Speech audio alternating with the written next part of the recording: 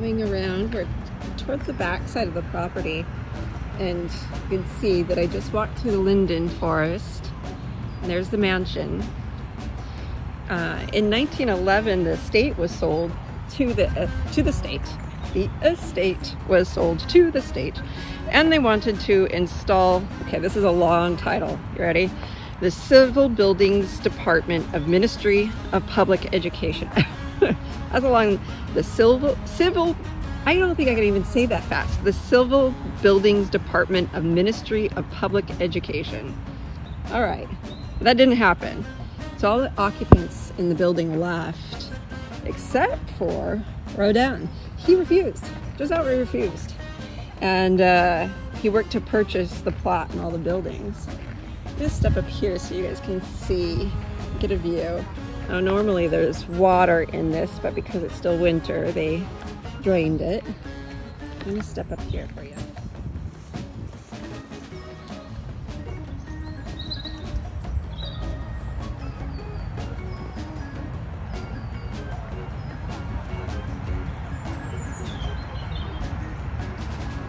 So this hedge is trained up with a trellis behind it. Imagine it completely, it's just starting to leaf out a little bit and bud. This is just a solid mass of green. So when you are standing up at the front of this part of the garden and you are up by the house, all you see is just this gorgeous curved wall of green. But there are 3 arches in it. I'll show you why. You see how there's these 3 arches and openings right here?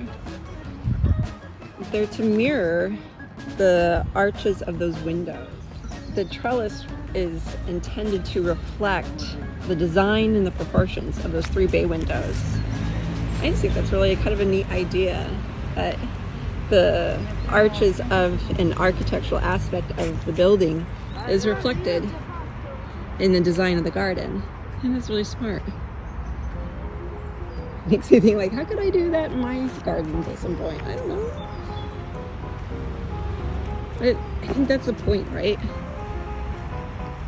Experiences like this, for me, instill creativity. It gives me the opportunity to kind of think through my projects that I'm working on, and some rest and relaxation, some mental space. Creature comforts, right? Need those. I found this quote to be really interesting.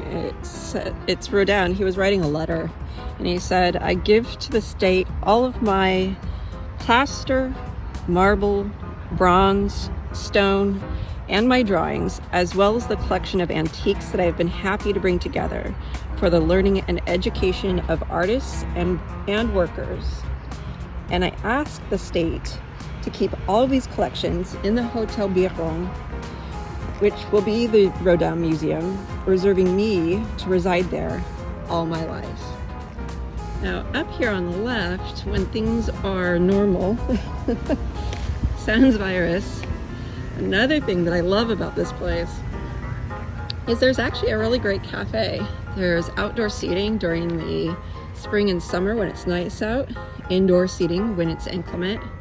So you can come here and have a nice little lunch, wander the gardens, go inside the museum. You're not having to be rushed or leave the property because everything that you need is here, including some decent bathrooms. Sometimes they're hard to find. Look, signs of spring, look. You see little white flowers? Aww. Here's the cafe.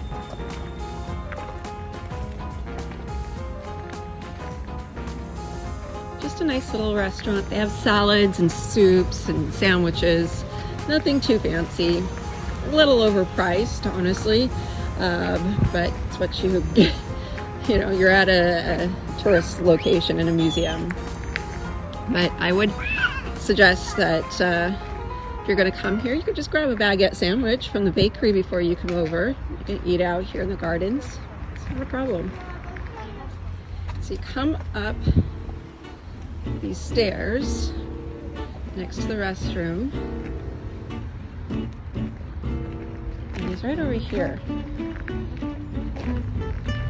I actually can get to him right when you first walk in. Can you see him?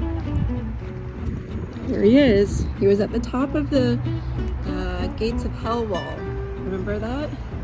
Well, his name is called the Thinker, right? You've probably seen this statue before. He was conceived in 1880 and was originally entitled The Poet. Okay? He represented Dante, the author of the Divine Comedy, which had inspired the gates that Rodin did. But you see how he's leaning forward like that? So he was leaning forward to observe the circles of hell while meditating on his work. The Thinker was therefore both a being with a tortured body. This is interesting, right? Obviously I looked this up. The Thinker was a being with a tortured body, almost a damned soul, and a free-thinking man, determined to transcend his suffering through poetry. That's pretty deep, right?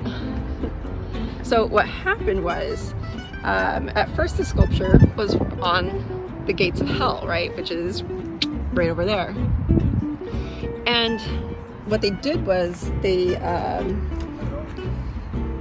took this sculpture off of the Gates of Hell in that smaller form and started showing it individually back in 1888. And then in 1904 they enlarged it in this size, and this colossal version proved so popular it became kind of known in and of itself, separate, although you just saw the original form of it.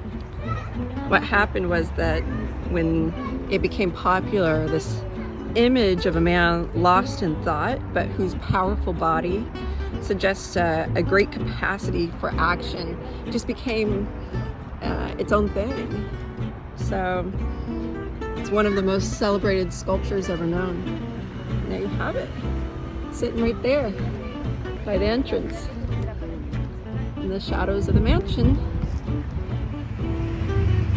I hope all of you enjoyed this little walk through the Rodin Gardens.